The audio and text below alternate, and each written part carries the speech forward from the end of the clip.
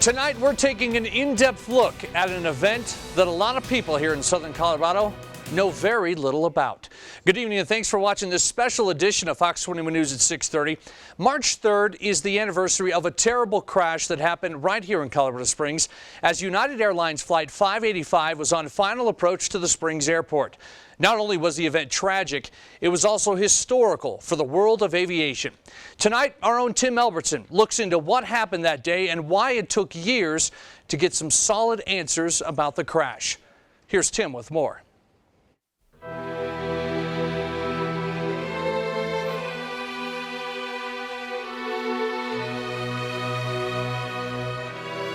March 3rd, 1991, what some have called a typical late winter southern Colorado morning. Blue skies, mild temperatures, a little breezy.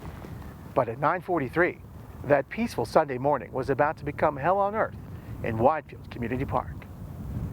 United Flight 585 started out in Peoria, Illinois, making a stop in Moline before heading west to Denver. The third leg of the day for the Boeing 737, the short hop to Colorado Springs. At the helm, Captain Hal Green, a 16-year veteran with United, and First Officer Trish Eitzen. Another 10-knot gain. 30 flaps. The ride is a little bumpy as strong winds are coming off the mountains. Wow. The flight plan brings 585 in from the south, and as Green and Eitzen begin their final approach to land at the Colorado Springs Airport, they have to adjust their flaps and watch their speed as the plane encounters more turbulence. And just as Flight 585 levels off, and only 4 miles from the airport, we're at 1,000 feet. Something goes terribly wrong. Oh, God. 15 flaps. 15. Oh. Oh. No. Oh. Oh. Oh, my God. Oh, Oh my God.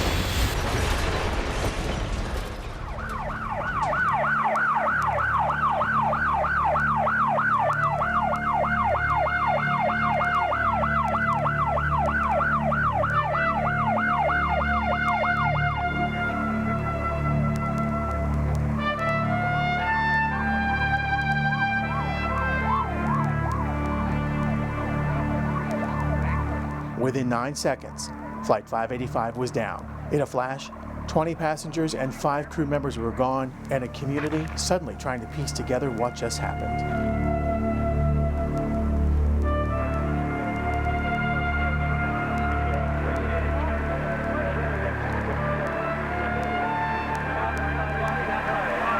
Go on, move back, people, and don't pick up any souvenirs.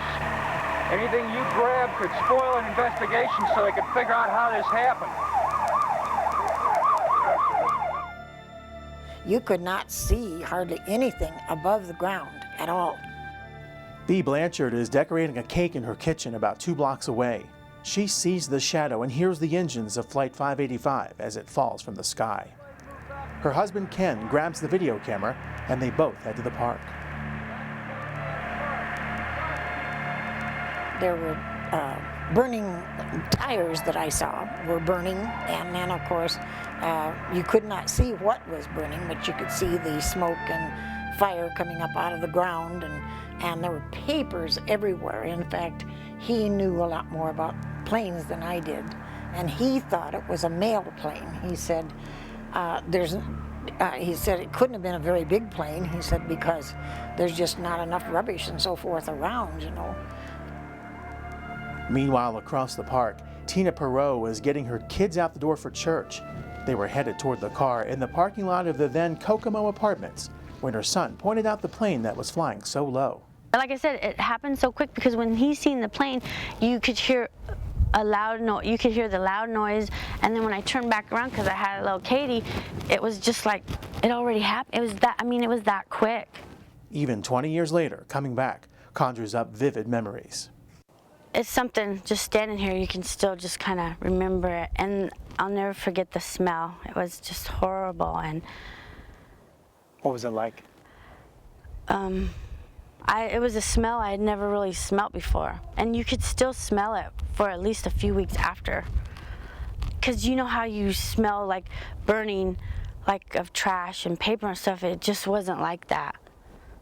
So it has to be from the engine fuel and maybe the people that passed. It was awful. As the smoke and flames fill the air around the park, firefighters Louis Matthews and Ray Pedro get calls and pages that a small plane has crashed.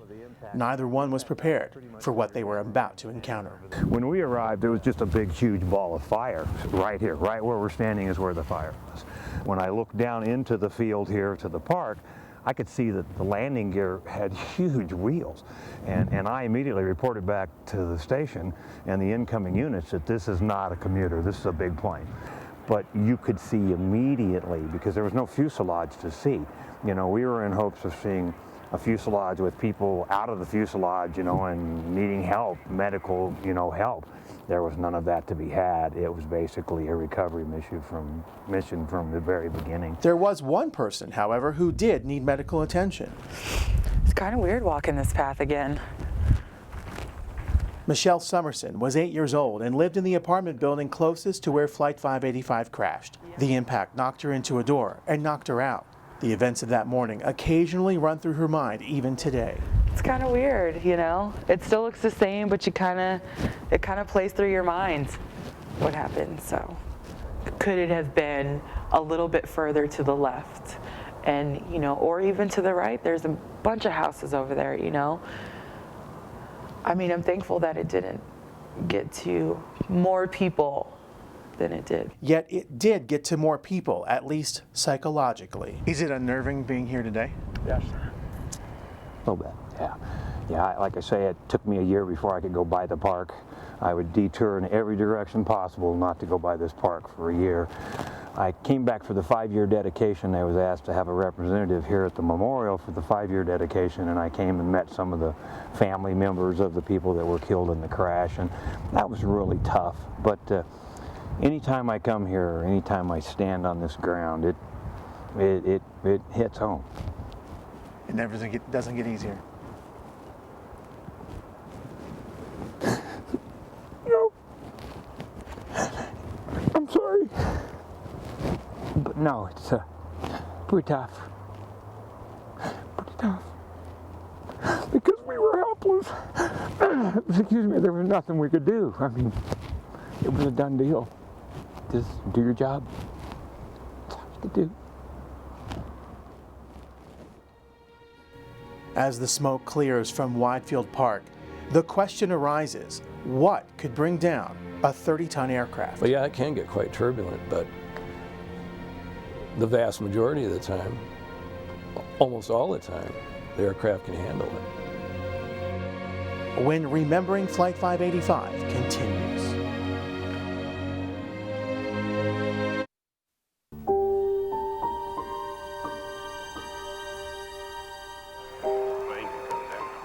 In the hours and days after the crash, attention immediately turns to the wind and the mountain wave pattern that can set up a phenomenon known as a rotor.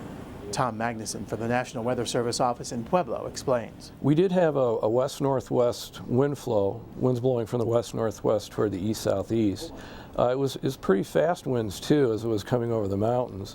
So there were conditions that did produce what we call a mountain wave situation, where once the air gets over the mountains, it kind of sets up a wave pattern in the lee of the mountains or over the plains, where it's kind of this wavy type thing going on. There were low-level wind shear warnings that morning, with gusts to near 40 miles per hour reported at the Colorado Springs Airport. Aircraft can handle that type of wind shear for the most part. It can get a little turbulent, a little bumpy as you come down toward the ground, especially when you have rotors developing in the lee of the mountains over Colorado Springs. But typically, aircraft is able to handle that. They just have to be aware of it so that they can compensate for when they go down into that turbulence. The National Transportation Safety Board spent 22 months following two specific trains of thought. Either the wind or a mechanical malfunction caused the plane to go down. The team of investigators spent hours working with flight simulators at Boeing, the aircraft's manufacturer, and how it would react to a rotor coming off the mountains. And although they couldn't fully duplicate the final movements of Flight 585, Boeing issued this statement as the probable cause of the crash. Boeing suggests that the probable cause should be, and I'll quote, the airplane encounter with an unforecast and undetected high vorticity translating rotor near the ground in combination with a rapidly moving air mass which has been documented to have been in the area. This encounter at low altitude did not allow sufficient height for recovery." Close quote. So how then do you explain a similar plane crash 3 years later, 2,000 miles away, in calm conditions? This is ridiculous. You know, if wind brought an airplane down, they would never have been certified to fly. When Remembering Flight 585 continues.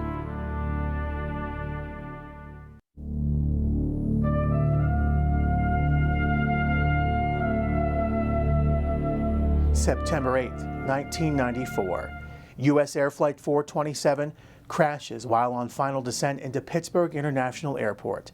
All 132 crew and passengers are killed in a scene similar to that of Flight 585's crash in Widefield. The big difference? No gusty winds. So the question again, what would cause a 30-ton airplane to suddenly drop from the sky? After another lengthy investigation, the NTSB determined that the cause of both the Pittsburgh and Colorado Springs crashes was this, the rudder. It controls the horizontal movement of the plane, and inside the plane, something called a power control unit. It's about the size of an aluminum can. Now, inside this PCU are slides that control the hydraulic system of the aircraft. In 585 and 427, those slides jammed. That caused the rudder to go into a hard-over position, and that caused the plane to flip and crash. It wasn't something out of the blue. They definitely had the information and then some. That's what Gail Dunham, Executive Director of the National Air Disaster Alliance and Foundation, says about the plane's manufacturer, Boeing, and the team of NTSB investigators. She says it was a design problem with the 737 that had been around since the plane was first introduced in 1967. We actually have pilot reports of rudder anomalies from the 1960s. Would you like me to get that for you? Prior to United 585, there were reports of 737 rudder anomalies from the pilots dating back to 1969 through the 70s. And this is just a very, very small sample. It just happened that this local pilot group had saved these reports, and I'm sure there were more out there. And it was presented to the United 585 investigation team. Remember that NTSB meeting in December of 1992, the one where Boeing offered up the wind rotor as the probable cause of the crash? Then it may come as a surprise to hear that just 2 months earlier, and 19 months after the crash of Flight 585, Boeing engineers called a strategy meeting. The goal?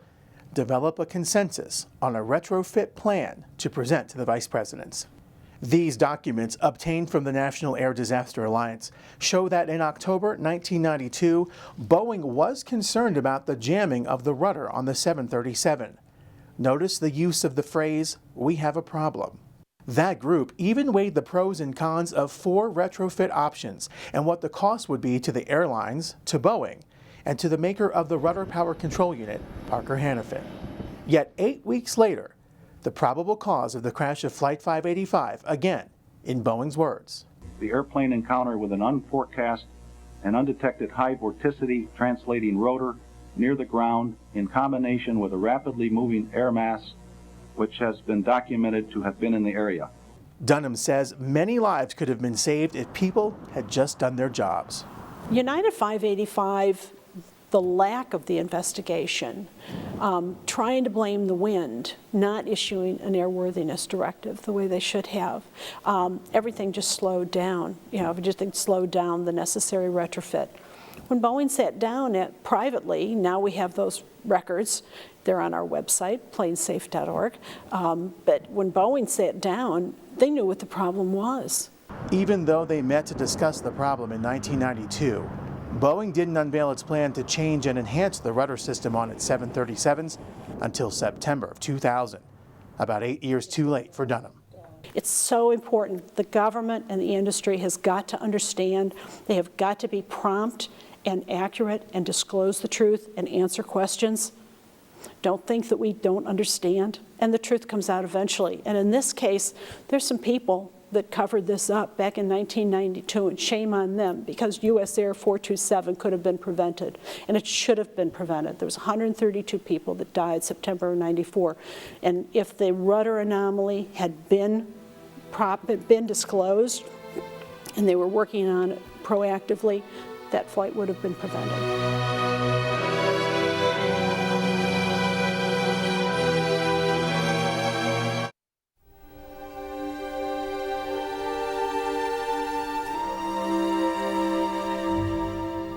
25 people lost their lives in Widefield Park that day, and for the loved ones they left behind, March 3rd, 1991 seems like yesterday. Dottie Stout was at the airport with her son, waiting for her parents, Joe and Clay Crawford, to come back from a trip to Hawaii. They kept trying, they turned all the TVs off. You know, they used to have a TV around kind of a fireplace, as I recall, and all the TVs immediately went off. Everything was kind of shut down, and I just walked around in this state of, and I even went to the baggage people where you'd pick up and I'd say, "Where's flight 585?" Because they wouldn't let me go to the gate. And I ran up to the, the metal detector, and I said, "Where is that plane?" He said, "I don't know, but something is not right." Emily Gertz Cotton was 14 and was looking forward to having her mom, Pam, come home from a rare business trip. As soon as my boyfriend got to the house, I woke up, I went downstairs, I'm like, "I got a message. They want you to call them as soon as possible. There's been a plane crash." And he's like, "I know." And I'm like, "You know?" And he goes, "It's your mom's plane crash." And I said, "No, it's a small plane. It's a small little plane. It's south of Colorado Springs. Mom's not coming home until tonight. So it's not her plane." And he's like, "No, she changed her flight. She came home early. I just went to pick her up, and I think it's her flight." And I probably spent 15, 20 minutes trying to convince him it wasn't his. He was incorrect in that it wasn't her flight. Donna Lucero and her husband Art had a message waiting for them on their answering machine when they got home from church. Their daughter, Anita, was the flight attendant in the first-class cabin. And then we got back on the phone to United. We had all these questions. "No, I'm sorry, we don't know anything. We can't give you any further information. No further information." So our friends got on the TV, and it was on the news. Here's the crash, here's the flames. I think you could have told us, they said there's no known survivors. And I was thinking, well, maybe there's some unknown survivors. You always have hope. And then when we saw the crash, we knew that we had to accept it, and that it had to be okay, that this was Anita's time. Anita Lucero had recently celebrated her first year of service with United, and her mom says she is still with her every day. She sent so many messages. She's still such a sneak, she'll play little games and send somebody a red rose, which was her favorite, just at the time when they're thinking about her or they're down. Or I'll turn on the radio for the first time in months and it'll be playing "Wind Beneath My Wings." So she's always playing little tricks like that to remind us that she's not gone. She's just, at a different plane. What's the significance for that song? She always felt we were the wind beneath her wings.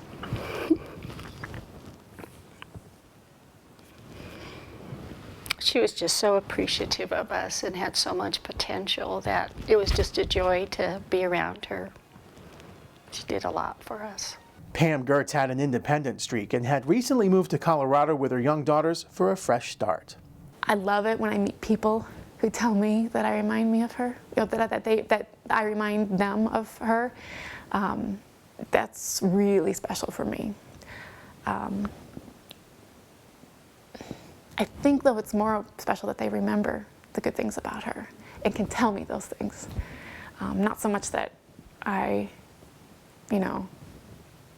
like that, but the fact that they remember these great things about her and can share that with me. Clay Crawford was the former president of CF&I Steel in Pueblo, and he and his wife Jo were well liked in the community. They had a dynamic, and I noticed this after the crash, how many of her friends came up just year after year saying, "You just don't know how we miss Joe and Clay at parties, and we miss them at, Mother always had a smile on her face. She really did. She always had a smile on her face. Unless we were acting really naughty, and then it wasn't much of, but that was when we were younger. But she was just a real happy person. She truly was a happy person. They traveled everywhere. Even Gail Dunham has a personal connection to the crash. It's amazing. Look at the threads that are still on the pin here. The distress, though.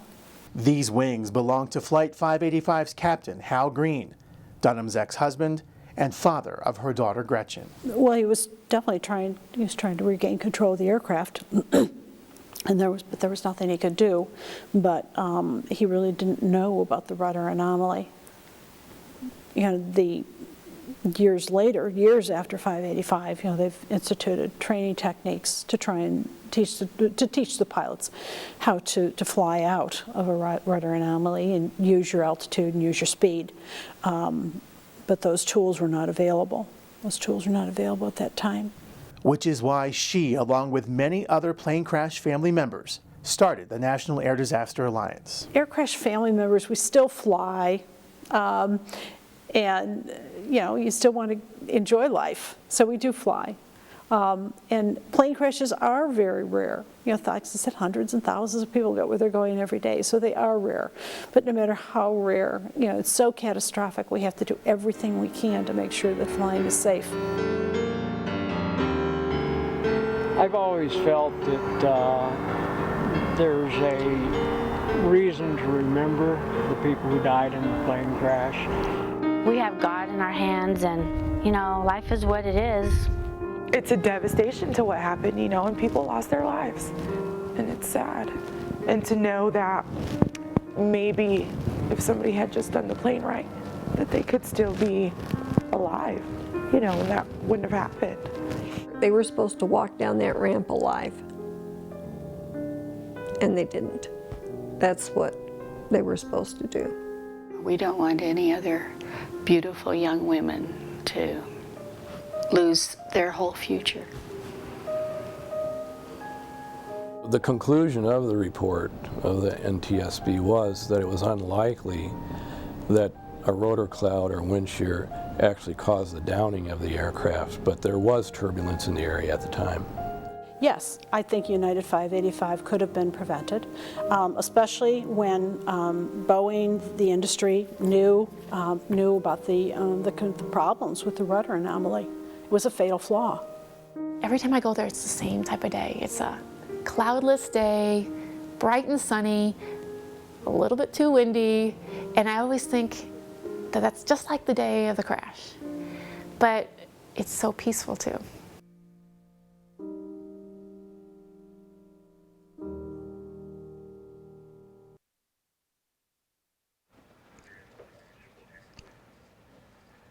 So that's the story. Yeah, and you did a remarkable job with this story. And I got to ask you though, because we mentioned off the top, this flight was historical for the world of aviation. Why? Well, this was the first documented crash of a 737 with a rudder problem. Then there was the Pittsburgh crash. There was another incident in Panama in '92, Indonesia in '97. So because of this, that's what forced the NTSB to create an expert independent panel back in the late '90s, and that's changed the design. And hopefully they are safe as of 2008. That's what Boeing says in a statement released yesterday. Very compelling story. Thanks for joining us tonight.